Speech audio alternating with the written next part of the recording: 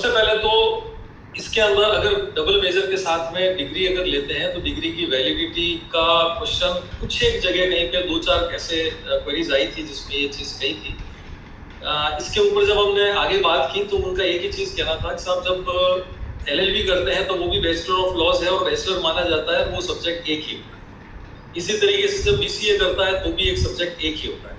तो ऐसा नहीं है कि 3 सब्जेक्ट होंगे तो ही वो बैचलर डिग्री के लिए एलिजिबल होगा, आगे नौकरी के लिए एलिजिबल होगा, ऐसा नहीं है। केवल एक विषय ऐसा था जहाँ पे शायद टीचिंग के लिए ये कहा गया था कि एक से ज़्यादा सब्जेक्ट होने चाहिए। तो हमें जो सूचना दी गई उसमें ये कहा कि वहाँ पे मिनिमम 2 सब्जेक्ट होने चाहिए। और चूंकि हमारे यहाँ पे 2 सब्जेक्ट हम दे रहे हैं, जैसे हिस्ट्री मेजर लिया, पॉलिटिकल साइंस माइनर लिया तो 2 सब्जेक्ट आ जाते हैं उसमें, तो किसी प्रकार की कोई प्रॉब्लम नहीं है। ये हमने शिक्षा विभाग में आरपीएससी लेवल के ऊपर हमने इसको बात की। एक दूसरा एक एग्जांपल मैं आपको बताता हूँ कि किस तरीके से हमारा जो एजुकेशन सिस्टम है वो सिस्टम चेंज होता जा रहा है। कुछ टाइम पहले एक लीगल ओपिनियन के लिए एक हमारे यहाँ पे क्वेरी आई थी यूनिवर्सिटी के अंदर, जिसमें ये बताया गया था कि गिटार की पोस्ट के लिए जो व्यक्ति सितार के अंदर जिसने डिग्री कर रखी है, क्या वो गिटार के अंदर भी एलिजिबल है। तो जब हमने ये पूछा, पता किया तो मालूम चला कि पहले एक टाइम था जब नौकरी जब आती थी तो स्ट्रिंग इंस्ट्रूमेंट के ऊपर आती थी। स्ट्रिंग इंस्ट्रूमेंट में सारे मिक्स होते थे, लेकिन अब जो सर्विसेज आ रही है उसके अंदर स्पेसिफिक चीजें मांगी जा रही है। सितार है तो सितार चाहिए, गिटार की वैकेंसी है तो गिटार ही चाहिए। इसी तरीके से जो आने वाला समय होगा उसके अंदर आपको अगर ज्योग्राफी का टीचर चाहिए तो ज्योग्राफी के अंदर ही उसको स्पेशलाइज होना चाहिए। इस तरीके की मंशा गवर्नमेंट की आने वाले समय में रहेगी, ऐसा हमारे पास में मैसेज है। तो जिस सिस्टम के अंदर पूरा राजस्थान एनईपी के अंदर हम लोग सब उसमें मूव कर रहे हैं, वो मूव एक प्लानिंग के अंतर्गत हो रहा है, इसलिए इसके अंदर कंफ्यूजन कहीं पे भी नहीं रखे। तीसरी चीज, हमने जिस सिस्टम को एडॉप्ट किया है वो 100% यूजीसी का जो सिस्टम उन्होंने जो हमको सजेस्ट किया है एज इट इज हमने लिया है।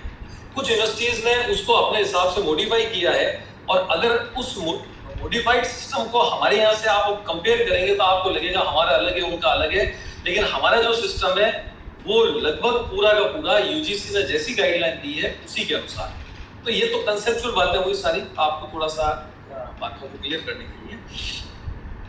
अब बात आती है कि एक बार वापस थोड़ा सा मेजर माइनर है क्या। जहां पे हम लोग 3 सब्जेक्ट पढ़ रहे थे वहां पे अब 2 सब्जेक्ट पढ़ेंगे। मेजर मुद्दे की बात इतनी है, 2 सब्जेक्ट ही पढ़ेंगे, और 2 सब्जेक्ट में 2 पेपर एक सब्जेक्ट के, एक पेपर दूसरे सब्जेक्ट का। जिस सब्जेक्ट में 2 पेपर पढ़ रहे हैं उसको हमने मेजर कहा, जिसमें एक पढ़ रहे हैं उसको हमने माइनर कहा। बड़ी बात नहीं है, समझने की आराम से हो गया।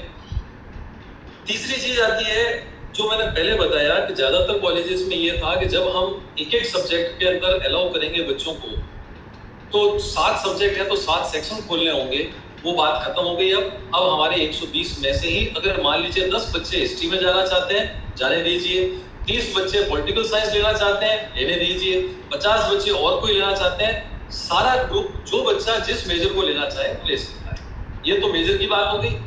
अब अलॉटमेंट कैसे होगा, तो इसी के साथ मैं अभी जो आपके 2 दिन बाद में सेंट्रलाइज्ड रजिस्ट्रेशन प्रोसेस स्टार्ट होगा। मैं वापस क्लियर कर देता हूँ, सभी व्यक्ति सभी प्रिंसिपल्स महोदय से निवेदन है ध्यान देके सुने, क्योंकि ये बहुत बड़ा एक कंफ्यूजन है।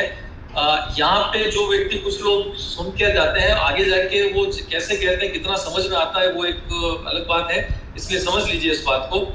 2 चीजें होती है सेंट्रलाइज्ड एडमिशन प्रोसेस, एक होता है सेंट्रलाइज्ड रजिस्ट्रेशन प्रोसेस। हम लोग सेंट्रलाइज्ड एडमिशन प्रोसेस स्टार्ट नहीं कर रहे हैं। हमारे यहाँ से यूनिवर्सिटी लेवल के ऊपर सेंट्रलाइज्ड लेवल के ऊपर एडमिशन नहीं किए जा रहे हैं। क्लियर? हम यूनिवर्सिटी लेवल पे सिर्फ सेंट्रलाइज्ड रजिस्ट्रेशन प्रोसेस स्टार्ट किया जा रहा है। मींस जिस तरीके से आज अगर लॉ में या कॉमर्स में यूनिवर्सिटी के अंदर कोई व्यक्ति एडमिशन लेना चाहता है तो रजिस्ट्रेशन पहले यहाँ पे रजिस्ट्रेशन करना पड़ता है, उसके बाद में एडमिशन प्रोसेस हम लोग करते हैं। इसी तरीके से रजिस्ट्रेशन उस बच्चे को यूनिवर्सिटी के ऑफिशियल वेबसाइट के ऊपर रजिस्ट्रेशन करना होगा, और एडमिशन आपके कॉलेज में ही होगा। फीस भी आपके यहीं पे होगी, मेजर और माइनर अलॉटमेंट भी आपके यहीं से किया जाएगा। तो ये मेरे ख्याल से एक चीज बहुत क्लियर है, सेंट्रलाइज्ड एडमिशन प्रोसेस नहीं है, रजिस्ट्रेशन प्रोसेस है। लास्ट टाइम जब बात हुई थी और पॉलिसी जब हमने यूनियन के लोगों के साथ में शेयर किया था, उस पॉलिसी में ये कहा गया था कि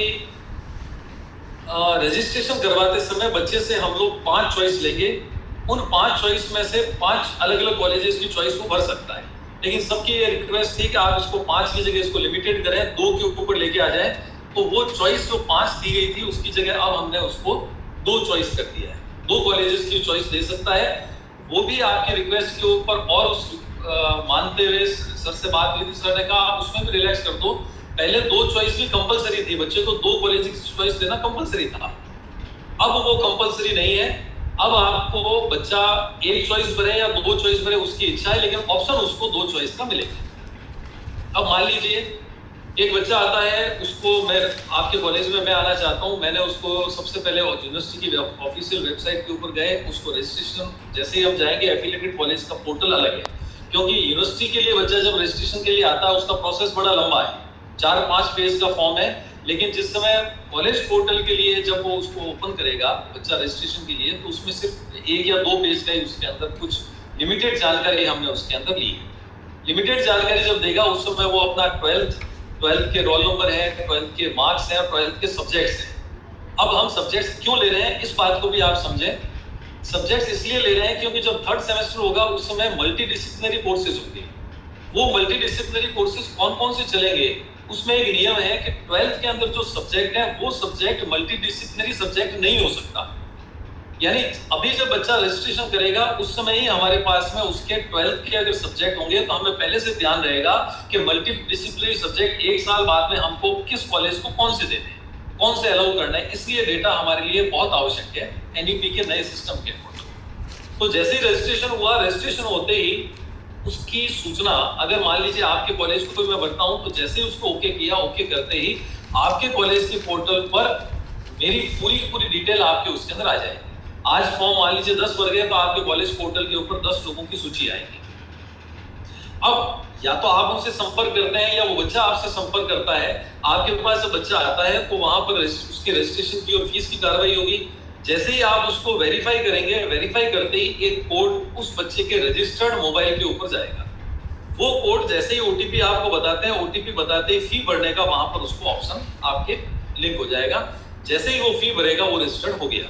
लेकिन एक बात क्लियर है, क्योंकि हो सकता है कि बच्चा 2 कॉलेज के अंदर नाम दे और एक कॉलेज ने अपने लेवल के ऊपर ही उसको अगर वेरीफाई कर दिया तो उसके एडमिशन की समस्या आ सकती है कि दोनों ही कॉलेज क्लेम करें कि हमारे यहाँ पे एडमिशन हो गया उसका, पहले हमारे यहाँ पे हुआ। इस चीज से बचने के लिए ये चीज ओटीपी की व्यवस्था की है। जिस कॉलेज में जाएगा ओटीपी देगा और ओटीपी जिस कॉलेज के पोर्टल पे वेरीफाई होगा वही कॉलेज उसके ऊपर फीस भर सकेगा। ये तो हो गया फीस की बात।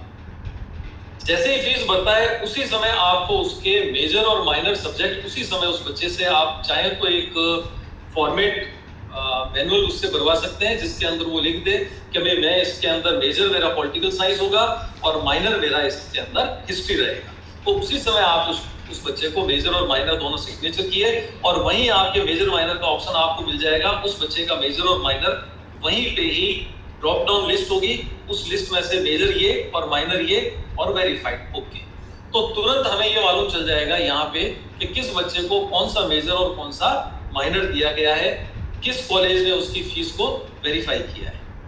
ये हमारी ओर से ये व्यवस्था। कई बार ऐसा भी हो सकता है बच्चा खुद नहीं कर पाए, आपके कॉलेज में आ जाए, तो कॉलेज में आ जाए तो बच्चे की हम हेल्प भी कर सकते हैं कि फॉर्म भर ले, यहीं पे रजिस्ट्रेशन हुआ और वहीं पे ही हाथों हाथ सारा चीज हो सकती है। तो ये बच्चे के ऊपर है कि वो ई मित्र पे जाके भरता है, आपके यहाँ आके भरता है या घर पे जाके भरता है। हमने टोटल ओपन रखा है, इसका किसी प्रकार की कहीं पे भी हमने रेस्ट्रिक्शन ज्यादा उसमें नहीं रखे। मोटा मोटा मेरे हिसाब से जो चीजें थी मैंने आपके सामने रख दी। मैडम अब मुझे लगता है कि कुछ क्वेरीज होगी, हमारे बोलने से ज्यादा अच्छा है कुछ क्वेरीज आएंगी तो ज्यादा उसके अंदर सार्थक है। जी सर।